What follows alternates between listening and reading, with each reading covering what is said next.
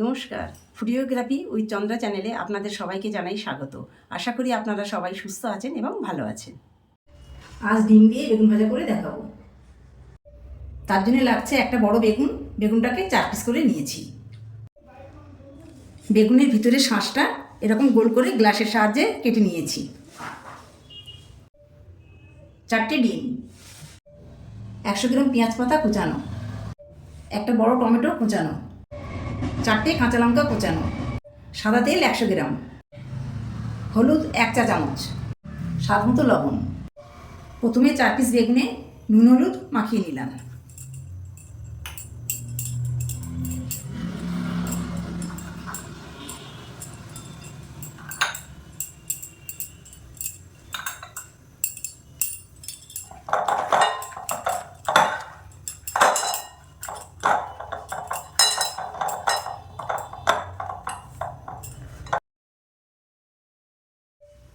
কড়া গরম হয়ে গেছে, সাদা তেল দিলাম বেগুন ভাজার জন্যে।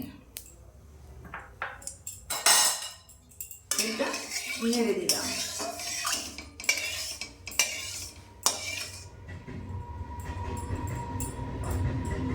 এর মধ্যে বেগুন দিয়ে দিলাম।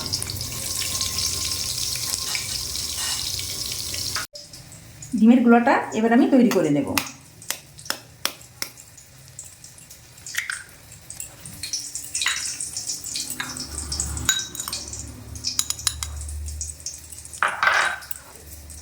কাঁচা লঙ্কা কুচি দিলাম, সামান্য লবণ দিলাম,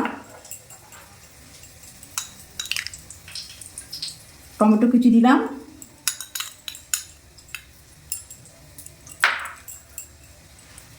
পেঁয়াজ পাতা কুচি দিলাম,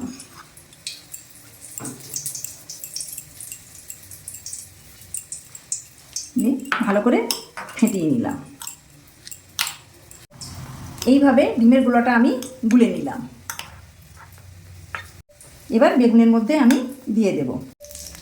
ডিমের গুঁড়োটা বেগুনের মধ্যে দিয়ে দিলাম।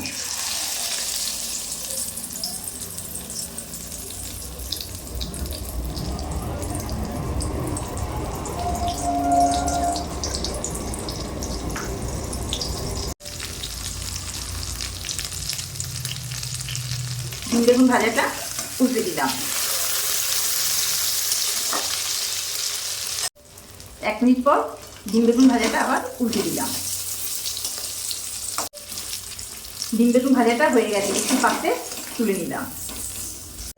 আবার একটা ডিমের গোলা করে নেব।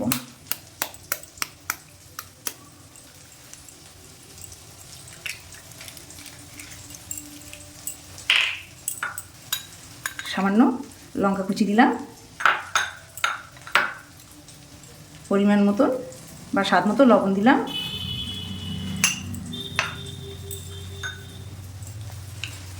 অল্পটুকু টমেটো দিলাম, অল্প পেঁয়াজ পাতা দিলাম। এইভাবে ডিমের গোলাটা তৈরি করে নেব। বেগুন ভাজা তেলে আবার একটু তেল দিলাম, দিয়ে নেড়ে নিলাম। তেলটা গরম হয়ে এসেছে, এর মধ্যে বেগুন দিয়ে দিলাম।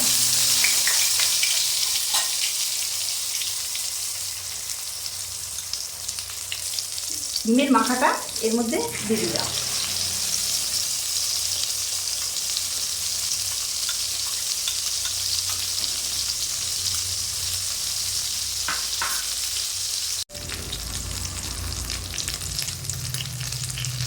ডিম বেগুন ভাজাটা উল্টে দিলাম।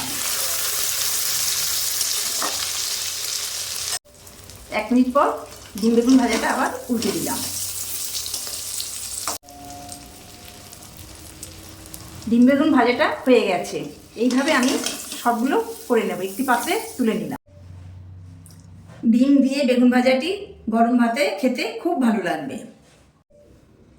এটি আপনারা বাড়িতে একবার অবশ্যই ট্রাই করবেন। আশা করি আপনাদের ভালো লাগবে। ভিডিওটি ভালো লাগলে তাহলে লাইক, শেয়ার ও সাবস্ক্রাইব করে চ্যানেলটির পাশে থাকবেন।